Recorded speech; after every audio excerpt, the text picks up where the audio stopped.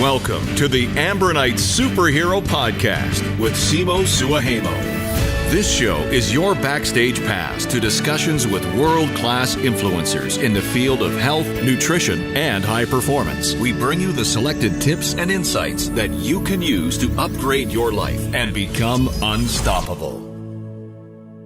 Hello, ladies and gentlemen, and welcome to this episode of the Superhero Podcast. I am your host, Simo Suahemo, and today we have a very, very exciting guest on the show, Dr. Cate Shanahan. She is the author of the book Deep Nutrition and the director of Los Angeles Lakers nutritional program. Welcome to the show, Cate. Hi, thank you so much for having me on your show. Super exciting to have you on the show. We met at PaleoFX at last year's edition in 2016. And you had a very, very exciting workshop and a talk at PaleoFX.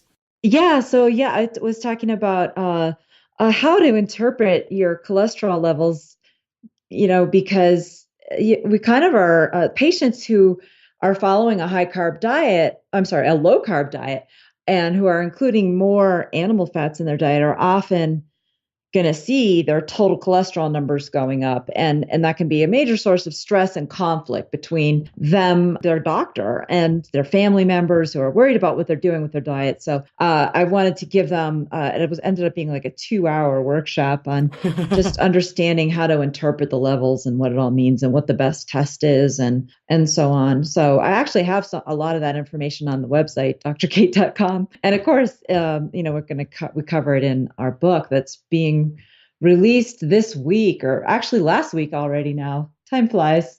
January 3rd.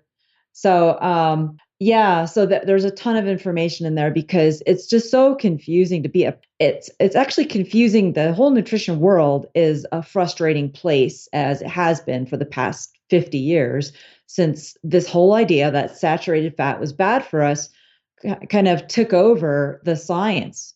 And that actually is a big topic of what's a big reason I had to write a book, because it just changed everything. Once I came across that concept that, wait a second, we never had any information showing saturated fat from animal products or, natural food was bad for us. We never had that information. That was never the problem. That just totally blew my mind and changed everything about the way I practiced medicine.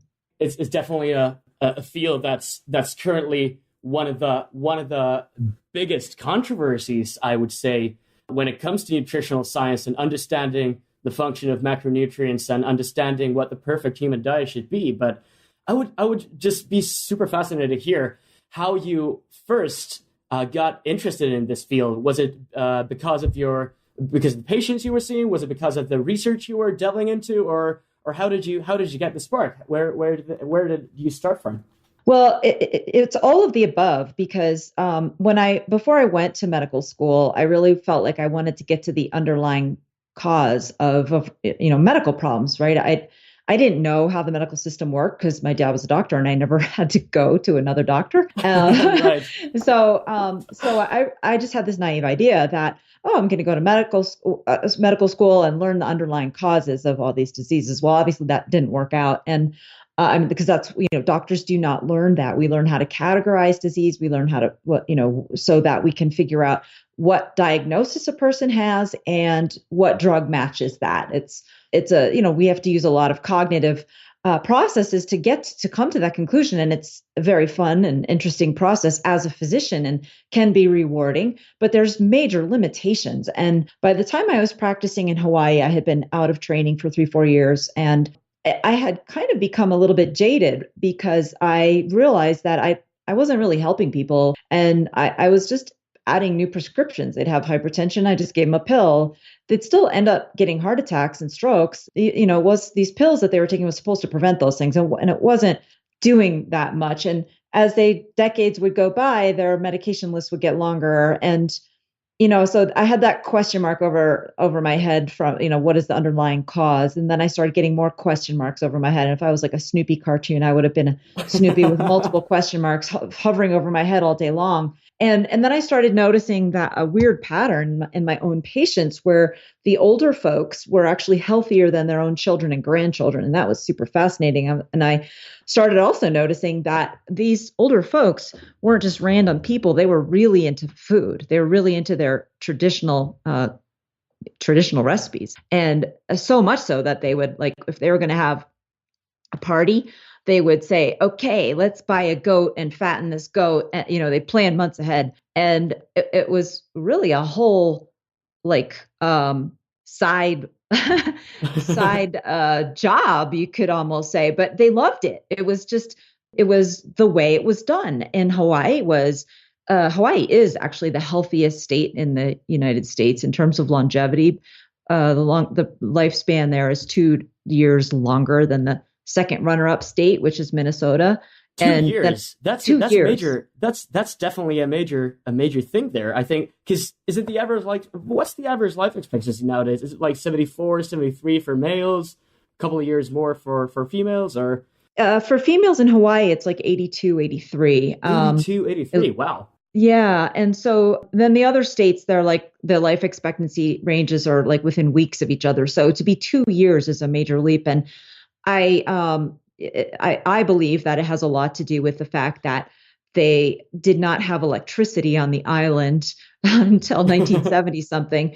And most people were almost completely food self-sufficient, or if not most, many more than any other state in the country. I see.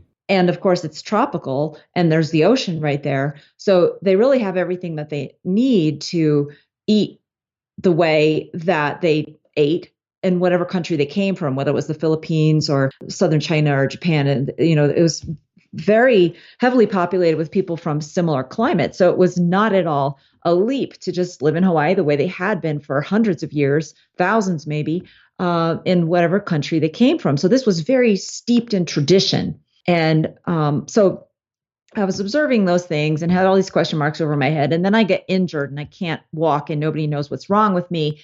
And my husband says, maybe that pile of sugar that you pour into your caramel sauce for your coffee isn't so good for you. I think you should start looking into nutrition and learn a little bit more about that. And, I really didn't want to do that, but he, because, it was his idea. And also, so you don't have no other choice, essentially, I guess. Yeah, I was stuck on the couch because I couldn't do the exercise. I was, a kind of a world-class long distance athlete. And I had suddenly an hour or two every day free time because I wasn't able to exercise. So I was able to do a lot of reading. And I came across the work of physicians at the turn of the previous century, where it was almost a known at that point in time that people living in these more distant outposts, and using their very politically incorrect term, primitive cultures, right, were resistant to the general list of diseases that doctors were treating for the people who are living more in like this civilized, not being self-sufficient. In other words, but getting processed food from the local stores. That's the major part of their clientele. And the people who were indigenous to the area, following their indigenous traditions, didn't get cancer, didn't get tuberculosis, didn't even have things like gallstones or appendicitis. So it was kind of widely understood at that point in time among physicians who had that experience in their clinical workspace that, there was something that people were doing that was making them healthy. And there were two schools of thought. It was like, oh, well, in the Himalayas, maybe it's the pure air, or maybe it's the mineral water or something like that. And then there were other people who were saying, but what about this new line of foods that a lot of people who are sick are eating, the processed flours and the sugars and the canned foods. And so there were kind of those two schools of thought. And the one that made more sense to me was that a combination, actually, that it was introducing the processed food, and then as that obviously would replace the traditions. And so then I realized that, these traditional cultures are doing there's a lot of wisdom here. And there was a lot involved. Like I just mentioned, the people living around me, they wanted to have a party. They'd buy a baby goat and raise it and feed it the way they wanted, and then use every single part of it, the legs, they'd render the fat. Their age-old traditions of acquiring and preparing their food and using it as a whole food, or looking at an animal also from a very holistic perspective as a source of nutrition and all kinds of different nutrients. Yeah, way beyond what I learned in my home ec course, where I was learning how to make cookies, which I kind of already, did anyway. But so there was a lot of wisdom here, and I was just fascinated with that, and wanted to codify it in a way that would be something that would be meaningful for me to understand. Okay, well, what is it about my patients that's making them? What are they doing? What should I be doing? What did people used to do everywhere? So my husband and I looked at thousands of recipes from old cookbooks, and we watched TV. This was a fun part of the research. We watched travel shows where folks like Anthony Bourdain and Andrew Zimmern go to all over the world, and they have kind of the favorite part of the show was always when they would go to like the old Mamacita, or the real traditional hole in the wall kind of restaurant, and eat the classically prepared stuff for that area. And so that's how we came across the concept that there, A, was a lot of stuff that we were no longer doing, and B, we wanted to look for common elements. And that looking for common elements became the centerpiece of our book, Deep Nutrition. The 4 elements, we call them the 4 pillars of world cuisine, which really formed the foundation of a common diet that everyone around the world had been following until very recently. That's a very exciting path, and also sounds like a very delicious path to go down. Even though you were in a way solving your own problem, you were looking at a very kind of a long timeline of human nutrition and what humans have actually subsisted and thrived on in very different conditions around the world. Yeah, the most challenging thing for me was to get my head wrapped around the idea that what I had learned about saturated fat in medical school, and most of the stuff I'd learned about nutrition in medical school, was 100% wrong. Because, I spent a lot of money, a lot of time. I had grown up believing that saturated fat was bad, and that if it didn't have saturated fat, it was a healthy fat. And so after I got my head wrapped around that, I couldn't practice medicine the same way I had, because I was not able to just sit there and take it when people were saying, I eat a healthy diet. I watch my fat. I don't eat animal fat. I don't use butter. And especially in the context of Hawaii, where I knew these people had access and the ability to make these traditional diets, I just could not stand by and let that happen. So I had to start telling them, look, go back to doing what you were doing. And they kind of look at me cross-eyed. And that's where I was like, okay, I gotta like write a book. I gotta do something. I gotta get other doctors on board. And I've been struggling to do that like ever since. So that was like 15 years ago, because this is the big hang up. The one idea that has destroyed our health more than any other was the idea that saturated fat was bad for us. It was pretty much literally the equivalent of setting off an atomic bomb in our DNA. Right. Because what it did was it took us away from all these traditions. You cannot practice a real culinary tradition. You can't make like even just Thanksgiving dinner if you're freaking out about the fat under the chicken skin and all the salt and everything like that. So that has to stop in order for us to be healthy. That's what I'm working on. So I want to let people know what they can do, but at the same time, I also want to, we have to kind of crack through this physician belief that saturated fat is bad. And so that's a big also a big focus of what we talk about in the book, Deep Nutrition, because we really want people to be confident that they are doing the right thing, even though their doctor's telling them the opposite. And I also do want the occasional doctor to pick up this big book and read it and maybe think about things, continue to think about things differently. I'm very excited about the key pillars that you talk about and many of the problems, the issues that seem to be causing this epidemic of type 2 diabetes and issues like that. Like 2/3 of adult Americans being either pre-diabetic or type 2 diabetic.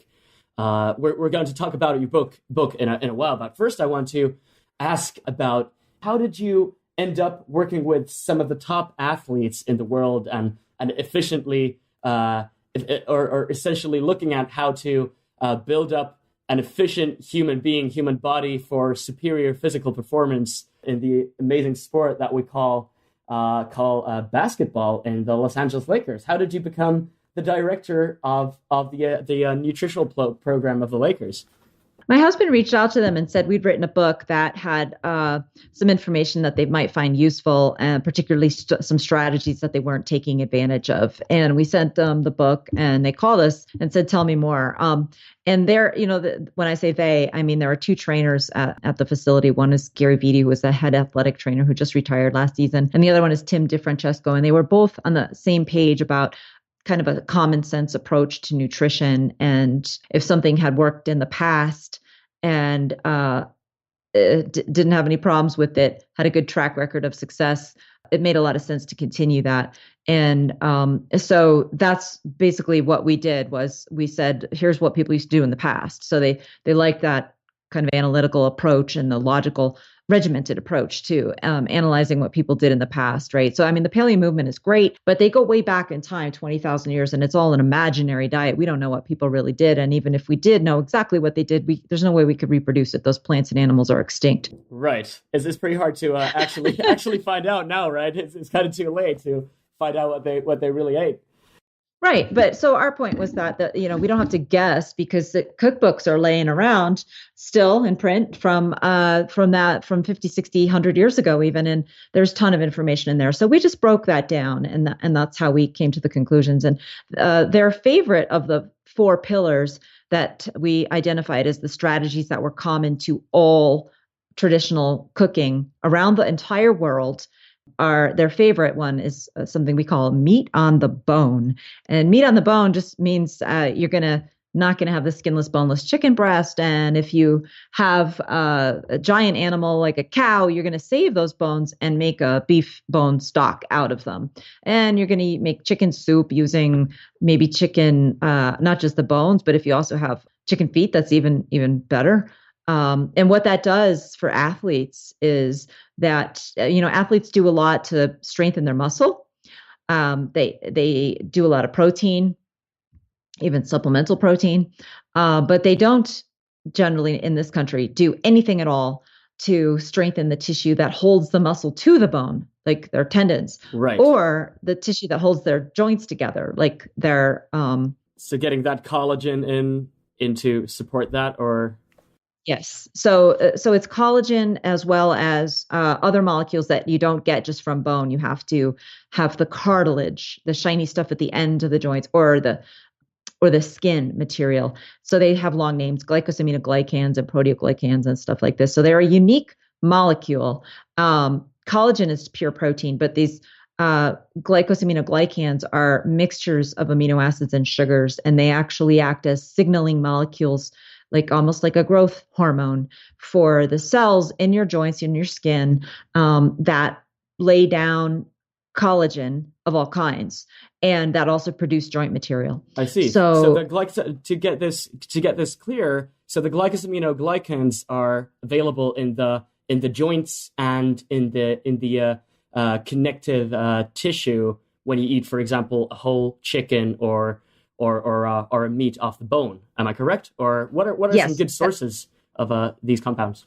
So if it's a chicken, it's all that white, wiggly, shiny stuff that's to the tendons and the cartilage and the joints, and even the skin is going to be a fantastic source of it. And if it's a beef bone, then you want to get not just the bone, but you also want to get that white, shiny cartilage at the end of the bone. So what we did when we were in Hawaii, we just asked the ladies who were the butchers, the lady butchers, they were just like 2 blocks from my office. It was incredible. And they just went to the back and sawed off a knee joint of a cow, and it had like the meniscus and everything in there and the ligaments. And it was like $2 that they charged us. Don't expect, we have not been able to find that kind of a deal. It's tough. It must be tough.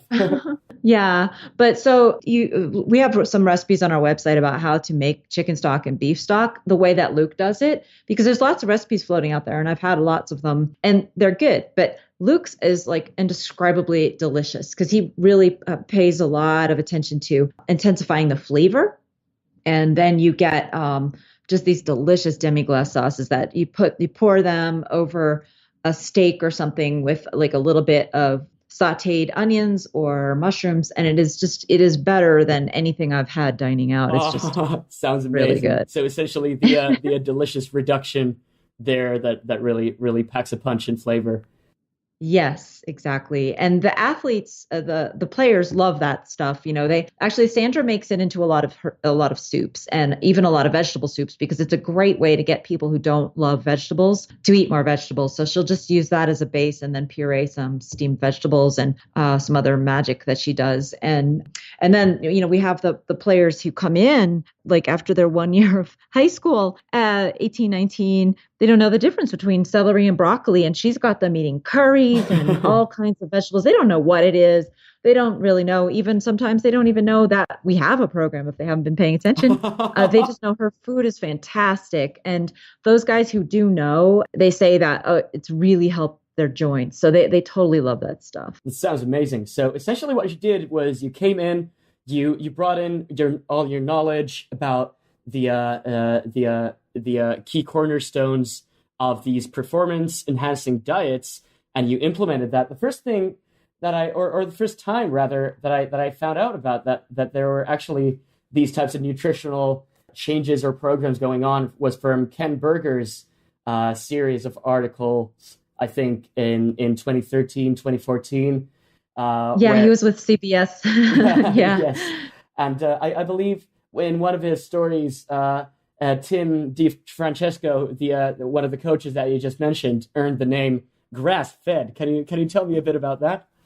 Yeah, they call him Grass-Fed Tim because we really emphasize the source of the chicken and the beef and the pork and everything that we're getting because it makes such a difference. You know, the animal is getting its natural food, it's getting sunlight, it's not being pumped with antibiotics and fed grains, which are not its natural diet. And so there's many nutritional benefits. For example, it's going to have more the fat is going to have more vitamin K2, conjugated linoleic acid, and omega-3. And the muscle meat itself is going to be more loaded with the reasons that we go for muscle meat. Like, so when it's red meat, there's going to be more more iron. The chicken is going to have more B vitamins. So it's just going to make the meal more nutritious. It is harder to cook. I mean, you can't cook it the same way, I should say. And so if you're just like for the first time buying a free range chicken, you're going to notice that it has a lot more. The skin is thicker. It has more, the tendons are more robust and there's more like disruption in the meat so that you can't just like bite. I've gone to some events where they go through the trouble of getting these fantastically sourced, well-raised chickens and then they just grill them and it doesn't work because it's chewy and you can't eat all of it. So you have to, at least not, I don't know. It's not something that you can just leap into doing. You have to stew it or slow roast it or braise it. Yeah. Exactly.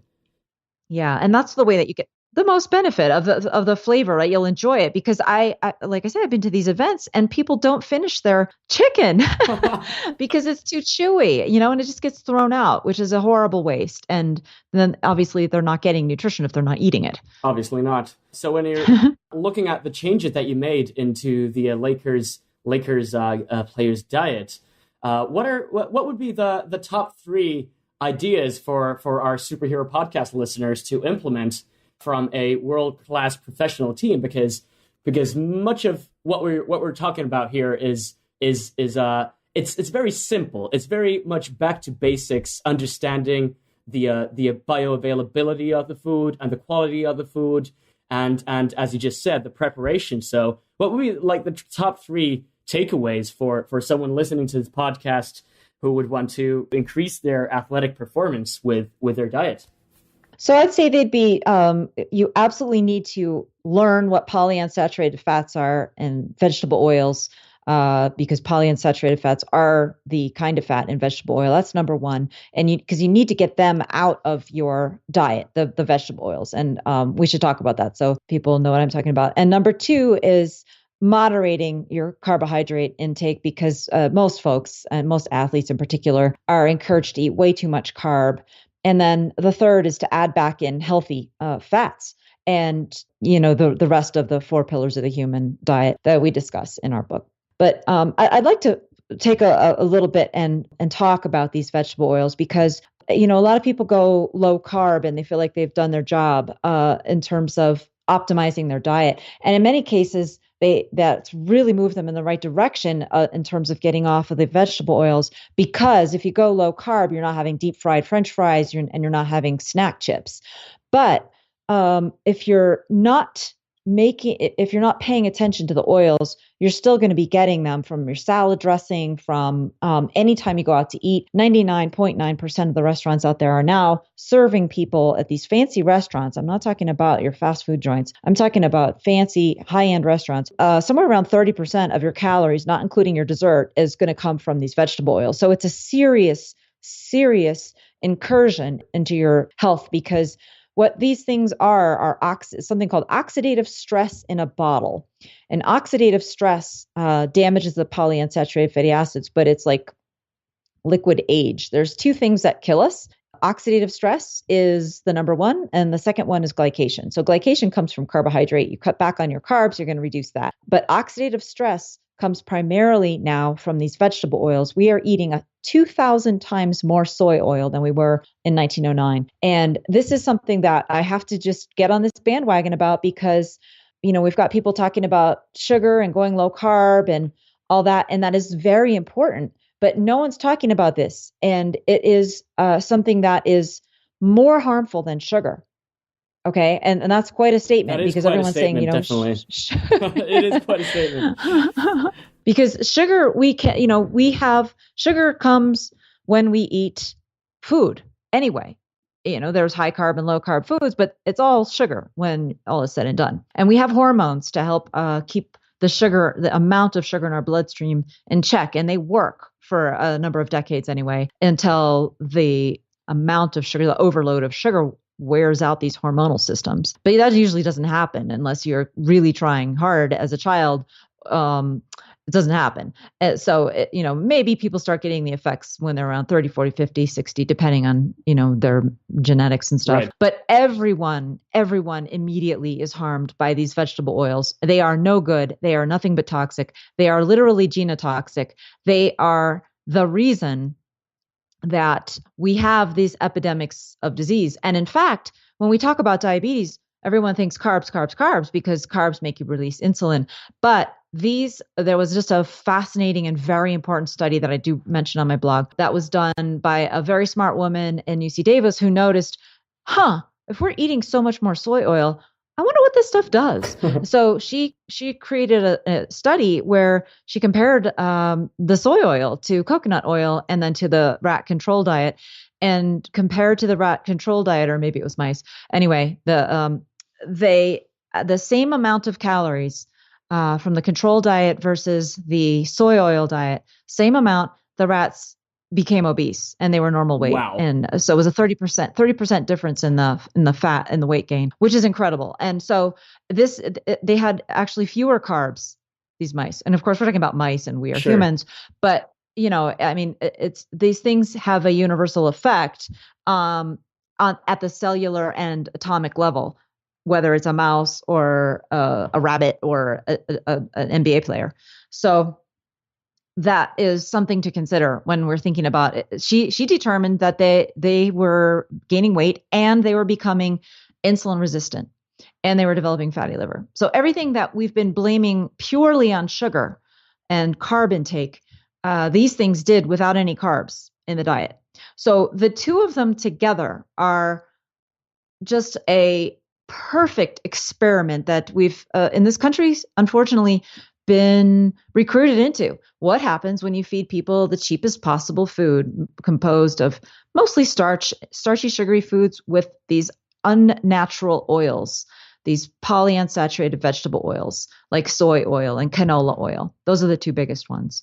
And so anybody who tells you that we still need more research to get to the root cause of the obesity epidemic or the diabetes epidemic or even things like autism just has not kept themselves informed, because everybody who studies it comes to the same conclusion. It's the modern diet. So, back to where we started our conversation at the turn of the last century, when physicians were dividing themselves into two camps as to whether there was something miraculous in the Himalayan salt that was helping people live longer, or whether it was simply something that people were replacing by eating these refined flours. And at that time, vegetable oils and mostly were consumed in the form of shortenings instead of lard, because they were much, much cheaper. Sure.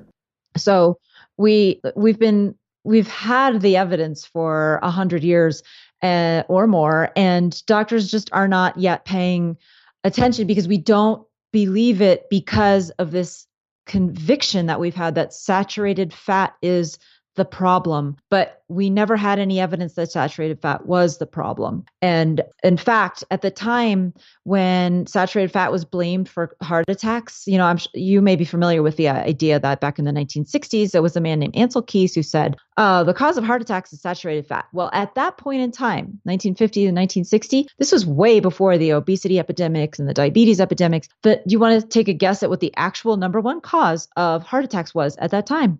That's a very good question. I don't think well, I'll tell you. Please go ahead and tell me. I think this is fascinating. It's not food. It was cigarette smoking. Wow. And if you look at the curves of cigarette smoking rates and heart attack death rates, they go up and down in perfect sync. And, the carb consumption doesn't match. The vegetable oil consumption increases, but we've got all these other diseases coming along. We've actually reduced the fatalities, the per population fatalities from heart attacks. So because we've quit smoking. And if we had simply not believed this man named Ansel Keys and started looking for what the real cause of heart attacks was, we eventually would have figured out that it was smoking. And here's the real kicker about this. Do you know why cigarette smoking causes heart attacks? You probably do. Yes. Because you've read this stuff. Yes. In one word, tell me one word. Two words. Detrimental effects on the cardiovascular system and our veins. Yes. And where that comes from is something called oxidative stress. Those are the two words I was looking for. Exactly. So oxidative stress, right? You're smoking, you're inhaling smoke. And so vegetable oils are oxidative stress in a bottle. And so if we get these out of our diets, people with severe arteriosclerosis, even histories of heart attacks or strokes, are going to reduce their risk of heart attack and stroke, and going to even potentially clear their arteries, because we know arteries that are very caked up with arteriosclerosis can, given a motivated person, improve, and potentially, I believe that they can clear. It's just that we haven't actually looked. We've used drugs, and using drugs, you can the statin drugs, you can get a tiny bit of improvement, but you're not addressing the problem with drugs. If you're still eating the vegetable oils and still getting the sugars in your diet that damage the lipoproteins and lead to arteriosclerosis, as we talk about in Chapter 7 of Deep Nutrition, then you're still going to be building up arteriosclerosis even on the statins. And that's why that the heart attack rate of people on statins is still somewhere around 70%. They get repeat heart attacks, 70, 80, even 90% while they're on a statin. So do you reckon that without the or looking at people taking statins right now, are they actually kind of disguising the core issue here, or are they still deriving some effect from the statins, some beneficial effects, or is this something that's actually kind of a double-edged sword in the sense that they're actually disguising much of the harm that they're doing with these vegetable oils? Yeah, that's a very good question. So the answer is that they are some folks, and some folks are benefiting. And I'll tell you who. It's the people who are unwilling to change their diet, who've already had a heart attack, and who smoke. Right. Those folks are definitely benefiting. So those in the top to deciles like 20-30% of the high risk people because of their lifestyle factors. The highest risk people out there. Yes. But what are they benefiting from? Well, they're benefiting from reducing the risk of another heart attack or stroke. They are still putting themselves at risk of dying from the complications of taking the drug. And that happens. I've actually tragically seen that happen. I had a patient die from an accident, and they weren't sure if it was suicide or what, because the drugs affect the brain. Actually, no, I've had two patients die. One was, looked a lot like an accident. One looked a lot like a suicide. And then I've had another patient who died from complications of an infection. And these are things that are known complications or side effects, I should say, of the statin, of taking a statin. Those are powerful examples. Yeah, because and I've had many other patients where they felt like their brain wasn't working right, and I told them that they didn't need to take it, and they some of them felt immediately better, but some of them have had damage done before they get to the point where they notice it. So it takes longer to recover, but it's a serious problem. And like I said, I cannot practice medicine the way I want to because of vegetable oil, because you have to get that out of your diet. And when you do, then you really won't be deriving a lot of benefit from these statins. But, it's still such a mythology around the saturated fat, and that these statins are just, they're so safe. They should be in the water supply. But another thing that I talk about on the website, my website, drcate.com, is how doctors get convinced to believe in these drugs is primarily through statistics. It's not the lobbying. It's not the influence of a big pharma, but the statistics.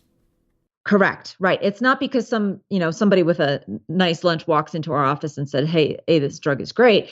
That person isn't just doing that. They're showing these statistical studies that they've probably paid for, but the statistics are so complicated, it's beyond the scope of the doctor's area of expertise. So we're really just taking their word for it, and we don't need to. And that's kind of like my message to physicians, is that we should go back to what we went to school for a minimum of 7 years for, which is the basic physiology of what happens when you block somebody's HMG-CoA reductase enzyme, which is what these statins do. You're not just reducing every single cell in the body's ability to produce a necessary nutrient called cholesterol. You're also changing isoprenoids. You're changing a lot of other stuff, which changes how the immune system works, the way the cells hold themselves together. And if we think for ourselves about that, we will do much more for our patients than if we just trust the statisticians, because it's so easy for statisticians to trick doctors. And the number one trick,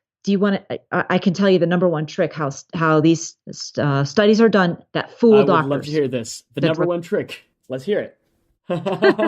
So when we're talking about fooling doctors that a drug is safe, what they do is they have what's called a run-in period. And they recruit a large number of people.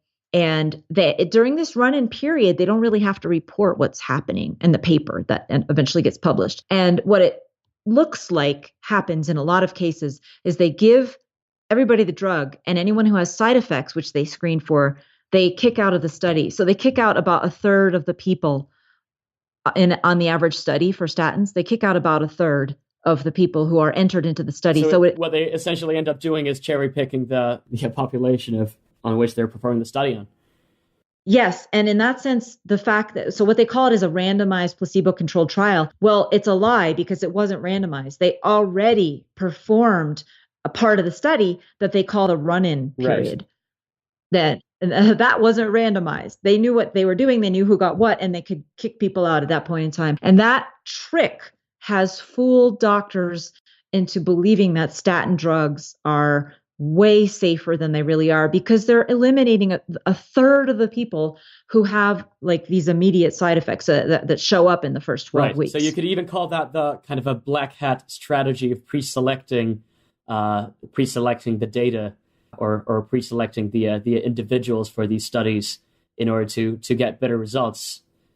Exactly. Yes. They screen for people who can tolerate the drug, and then they go ahead and randomize that population of everybody who at least does not have immediately noticeable side effects on their cognition, on their muscle on their digestive system, and so on and so on. So let's take this step towards action. Most people, I think, are more or less aware of the risks and the hazards of hydrogenated oils, and you also talk about this in your book. But not many people know that there are many oils used in these commercial kitchens, as you said, in even the high-end kitchens, and indeed in people's pantries and people's homes.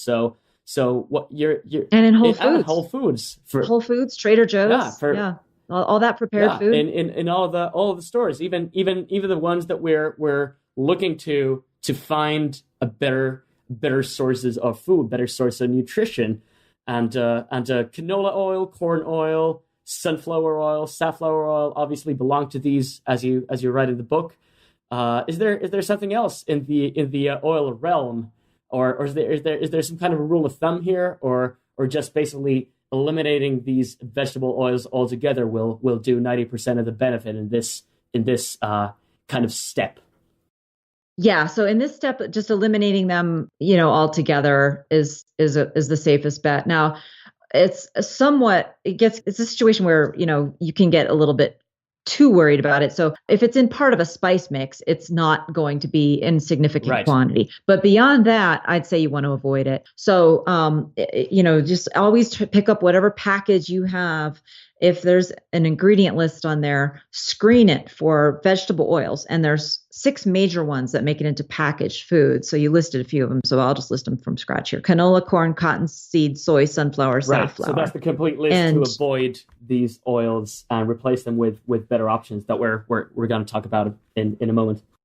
That's on packaged goods. Now, when you go to a restaurant, there's 2 more that you have to watch out for. Those are rice bran oil and grapeseed oil. And these are mainly in restaurants. Can you expand a bit on that? Correct. I don't know why they've made their way into restaurants and not the processed food, but they've made their way there for the same reason that soy and canola did, because it's neutral flavored, high smoke point, all the things that make a busy chef make their lives a little bit easier so that they can crank that food out as fast as possible. But if you go to what I tell everybody to do, so first of all, I said, pick up every package, turn it around, look for those 6 oils. And I list them on my website. They're in the book. They're those 6. But you should memorize them, because you'll find them in places you don't expect, like dried blueberries and dried fruits. And there's some very surprising places to find these oils for sure.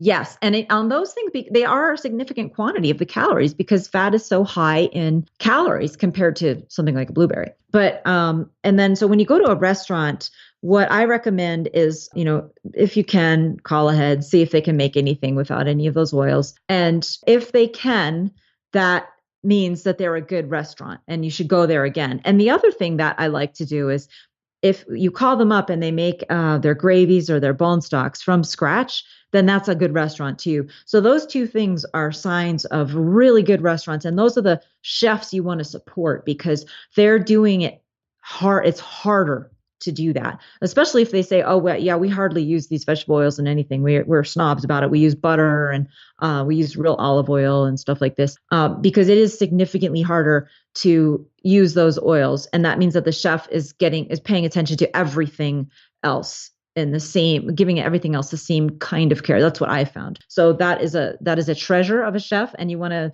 spread the word about what a great restaurant. So that's definitely a good indication of a place you want to take your family to eat out in. So looking on the healthy side, so what are the types of oils that people should include in their diet for increased longevity, health benefits, and indeed sports performance? I suppose this was also a major part of the Lakers program that you've been implementing, including these healthy oils and healthy fats into the diets of the athletes. Yes, absolutely. So a big part is just when we have any kind of a meat, we try to use that natural fat that's there. So skinless, boneless is not something we have very often. We try to include the bones and the skin for the fat under the skin. It adds flavor and it helps it cook more in a more healthy way. And so naturally fatty foods, including sausage and bacon and nuts and all that sort of stuff. But then when it comes to like determining what is the added fat or oil, a rule of thumb is really anything that has a flavor that you know what it tastes like. So like everyone knows what coconut oils taste like. It tastes like coconuts, and olive oil tastes sort of like olives. Peanut tastes kind of like peanuts. Sesame, so on. So those are the oils that you want to use, and of course butter as well. And when it comes to these animal fats, it's much better for you if that animal has been on a pasture outside. So looking in at grass, grass-fed sources of quality meat and also of quality dairy products. Hugely important. Yeah. And what I do is I even go beyond just grass-fed, and I personally get unpasteurized and unhomogenized milk because I like the taste, and heat and that processing destroys nutrition. But I don't recommend just jumping into that if you don't already do dairy. You want to make sure that your gut flora are lined up for being on the friendly side there to help you, because any raw food can be contaminated with bad bacteria. This goes for sushi and lettuce and everything. But if you change your diet drastically from not having dairy to having dairy, particularly milk, you don't have a lot of the good flora yet in there. So I have a protocol in the book, but basically it involves beefing up the probiotics with yogurt and drinking some like regular milk first. I'm a big fan of a raw milk and raw cheese myself. I've been I'm pretty much hooked on that stuff ever since I got acquainted with these delicacies, which luckily for me was quite early in life. These really been a familiar product for me, and even more so during my time in Switzerland, where I used to have access to this dairy right next to the place where I was living in St. Gallen. They would have the cows that were essentially enjoying all the herbs year round outside, and you could definitely taste it in the milk as well. So that's definitely something for our milk and our raw product connoisseurs to try out there who are listening to this podcast. Speaking of milk, what's your take on milk consumption in general? Who should enjoy dairy products? Who should consume dairy products? Anybody who likes milk or any dairy product. So there's this mythology out there that because some people, as they get older, they lose the enzyme to digest one of the milk sugars called lactose. The enzyme is called the lactase enzyme. There's this mythology that means that we're not supposed to have any milk, after a certain age, that it could even be unhealthy.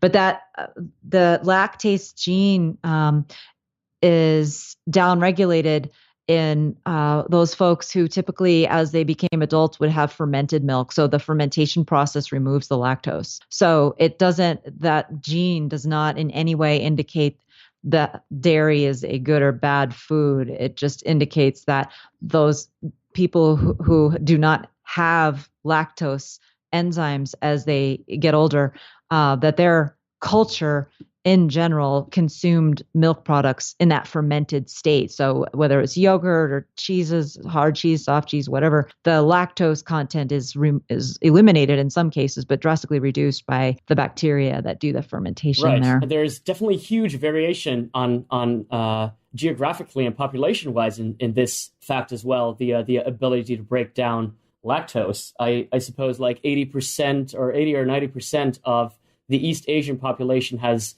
at least some degree of an issue with breaking down this milk sugar. Am I correct? Well, yeah, it depends what study you look at, but it's higher in the warmer countries because the fermentation process would go faster, right? So it's the Northern European folks that generally can tolerate dairy and have a much lower incidence of lactose intolerance because it was colder a lot of the year and the milk would stay fresh, and so that it didn't naturally ferment, and so they were consuming fresh milk with the lactose in it more throughout their entire lives. It's really as simple as geography and just the effect of the heat on the what happens to the milk. Makes sense.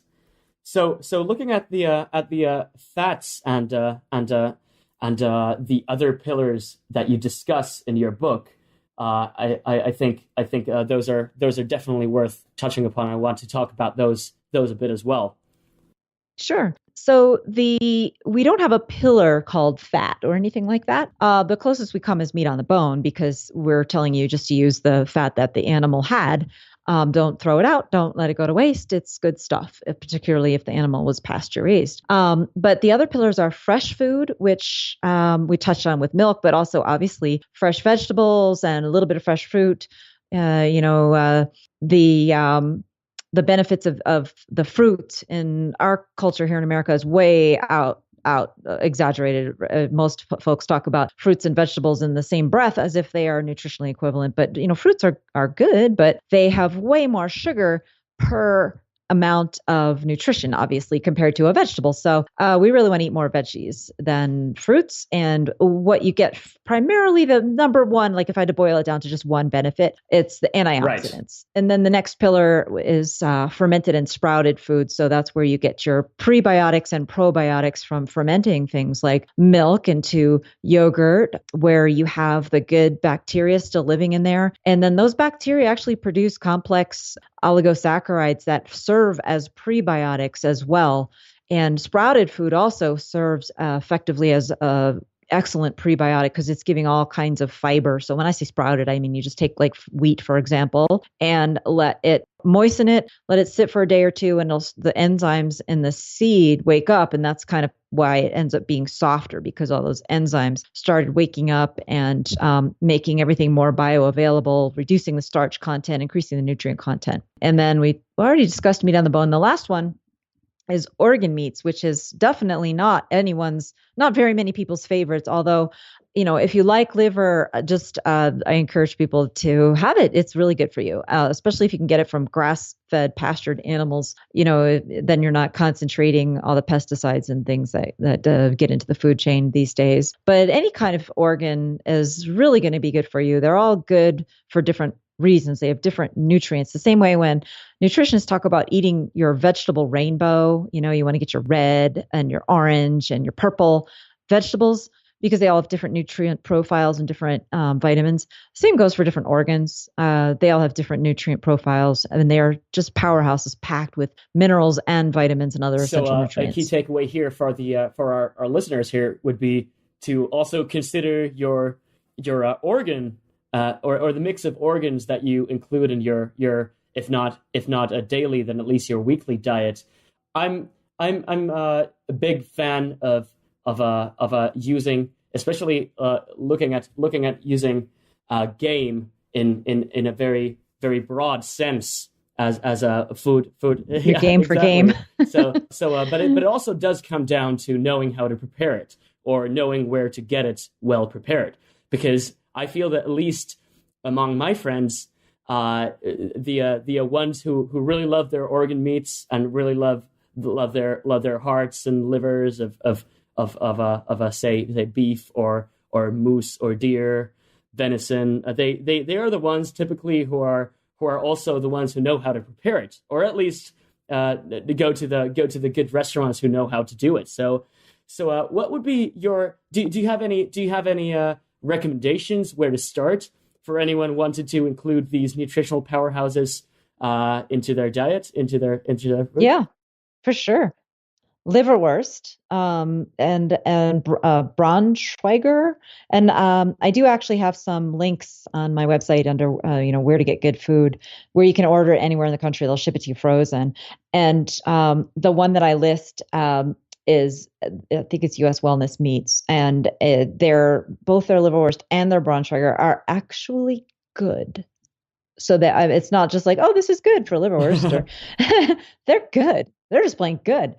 And another tip is, like, when you're hungry, hunger is the great teacher. It will teach your brain to like these more nutritious foods too. So like if you go for a workout and you haven't eaten for hours and hours, that's a good time to introduce one of these things, because you're basically training your body to like it when you do that. That's an excellent tip. I think it very much comes down to reacquainting ourselves with these excellent ingredients, excellent whole food and real food ingredients that are available, that are around us, but somehow have kind of slipped from public knowledge, and somehow have kind of become something that may be viewed even as an elitist type of food, type of nutrition. What would you say to those critics who are kind of looking at all of this and saying, well, yeah, it's easy if you have unlimited resources of time and money to put into your diet? What would you say to those people who are kind of looking at all this and feeling maybe a bit overwhelmed with the instructions and the concepts here? Yeah, the most important thing is the vegetable oils. And once you get those out of your brain will work better and everything will come easier. I'd say that's the number one. Yeah. And then the other, just like sort of a mindset thing, is we've made a national pastime in this country of buying cheap food. We are the world leaders in producing cheap food. And it is we have to kind of, I think, if we start examining that, then we'll take away the label of like elitist and just get to not participating, not signing up for a national experiment. That's just what we're doing when we're eating all this. We've signed up for a national experiment by choosing food based on price. That was never never has happened in the history of the human race, and it's not working out very well for us. I just read an article about chicken. There was 1950 or 60. Chicken was very expensive because it was free range and took a long time to get to maturity. And they started a contest. They had a contest where could you find a breed that got to a slaughter weight faster? And they did. They found a chicken that got to slaughter weight in like half the time. And now we have chickens that are killed when they're 7 weeks old. Like it used to be 6 months or something like that, but now they're 7 weeks when they die. So they're converting this grain into something like a chicken muscle. Right. Faster than ever, but it's less nutritious and less nutritious than ever. And frankly, I think the flavor's not there. So, you're getting better. I don't know. I find it kind of blah tasting, and I have to use a lot of sauces and stuff like that to get it to where it's not just like choke it down.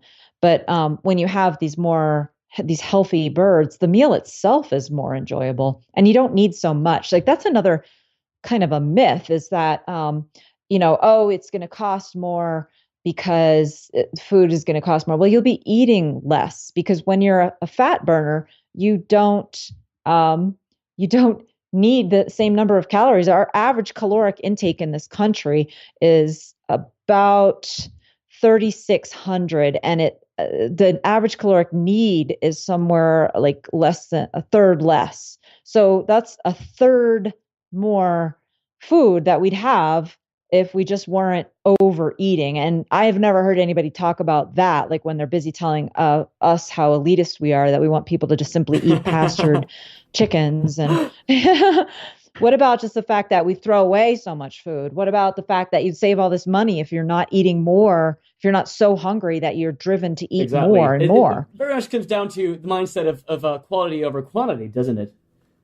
Absolutely. So when you're looking at all these pillars, they're obviously something that is kind of very, very attainable with daily decisions. And you also talk about the relationship of LDL and HDL, and you mentioned the word myth there, something that I wanted to touch upon, because I think this is something that our audience is very much into, because at least from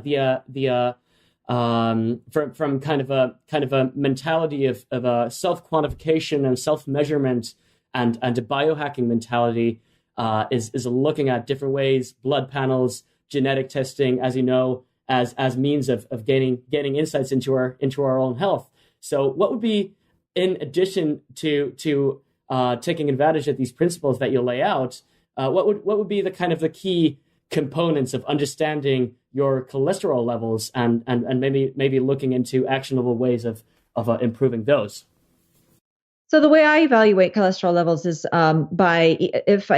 preferably I'll get a particle count and particle size, because the small particles are unhealthy and they are not going to be able to do their job, and their job is to deliver nutrients. And in chapter 7, we have a whole section where we talk about the lipid cycle and how these lipoproteins, HDL and LDL are lipoproteins, their job is to deliver fat, and that if the particle size is small, that means that they are dysfunctional. They're not able to finally, carry out the delivery, and they just remain in circulation for way too long. And you're probably in the process of building up arteriosclerosis. Now, if I don't have that, the next best proxy is the ratio of HDL to triglycerides, which we explain that in the book too. So you want your triglycerides to be no more than 3 times your HDL, and if you can get it to 1-to-1, that's fantastic. For example, in the when you're working with professional athletes, is there some sort of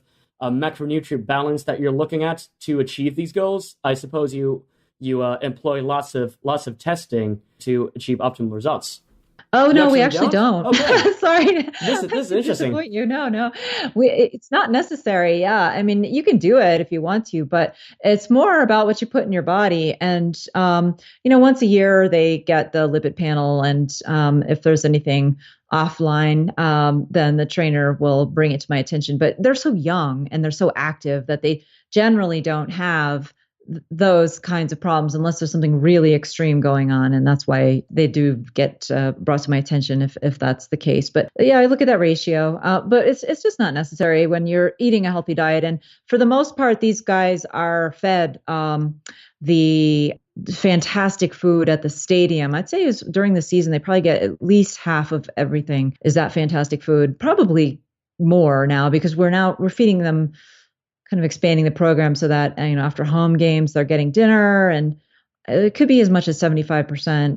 And, that really tells the tale. And there's no sense in doing tests if the guys don't care what the results are. So, they're not in this mindset that there's, really anything that matters on these numbers on a piece of paper. A lot of them, some of them are, but they're generally the older ones. Makes sense. And I think that's also a good takeaway to anyone looking to improve their own health and maximizing their own performance. Only measure things that actually matter, and only analyze the stuff that you can actually act upon to make it really a part of your lifestyle. Yeah, exactly. So, we pay a lot of attention to how they feel, and we feel like that is the most important thing. And, it also sends the message that we care about how you feel. You're not really just a number. So where can people find out more about you and your research? Obviously, your book, Deep Nutrition, is available on Amazon at least. Are there everywhere? It's available everywhere. It's available everywhere now. I recommend our listeners to pick it up. I think this is amazing, an amazing piece of very actionable advice on improving your health and your performance. So, what else can people do to get in touch or find out more about you? My website is drcate.com, and it's spelled DRCATE.com. And I have a lot of resources there. Particularly, I have a whole section on heart disease and cholesterol, so that it can go, it's complementary to the book. Like, you kind of have to get both really to get the full picture. I mean, the book was 500 pages. We couldn't cram everything into that. So there's still, we couldn't keep going with that. So there's still some stuff that's on the website that's in the videos that's really going to help you. And they're complementary. Like I say, you won't quite get the videos if you have not read the chapters. It's a major rehaul in the thought process of what causes heart attack. And right now, there's a lot of people talking about inflammation and oxidation in LDL, but they're not getting at the root cause of that inflammation. They're not seeing it as the vegetable oils, and they don't quite understand how that impairs the function. So they talk about it in ways that will potentially not enable them to interpret the numbers correctly. And so that's why I feel that this is so important. And there's, a ton of information there for people who have issues that they're fighting with. And there's a lot of resources. Amazing. It's been a real pleasure having you on the podcast. Thank you so much, Cate. It's always nice to have these talks, and hoping to get the chance to hang out more in the events to come. Thanks for inviting me on. Yeah, thanks for inviting me on. It's been great talking to you. And you might be interested. There is a study that just came out that says a Nordic diet reduces the risk of stroke. I actually checked it out briefly, and I'm going to talk about it with Christian, our MD PhD, on one of our episodes soon. So it's great that you brought it up, because it's truly fascinating what's coming out from the Nordics. Yeah. And interestingly, they say a healthy Nordic diet is characterized by high intakes of fish, blah, blah, blah, and rapeseed oil. That's really something that I would like to drill into. just understanding the role of rapeseed oil there, because the fish is definitely, That's related to canola. It's related to canola. That's why I'm bringing it up, because when you process it the way we do in this country, it's very unhealthy. So I would like to hear that myself and figure out how do they process the rapeseed oil there, because they're probably dead wrong. I'm guessing they're just dead wrong about that. There might be something in there that isn't maybe as profoundly understood, but I will definitely dig into that realm with our next episodes, because I think, well, one thing obviously that often gets noticed with the Nordic diet is the abundance of fish and the beneficial oils there. Mm-hmm. But there's also many of these factors that you would think would be detrimental rather than beneficial. So there's definitely something to research there. Thank you so much, Cate. It's been a true pleasure. Well, thanks so much for having me on. I really enjoyed our time together. Thank you. And for our listeners, remember to check out all the show notes and all the links on our webpage, ambronite.com/podcast. Thanks for listening to the Ambronite Superhero Podcast. Please check out the links, show notes, and other episodes at ambronite.com/podcast. That's AMBRONITE.com/podcast. Thanks again, and catch you in the next episode.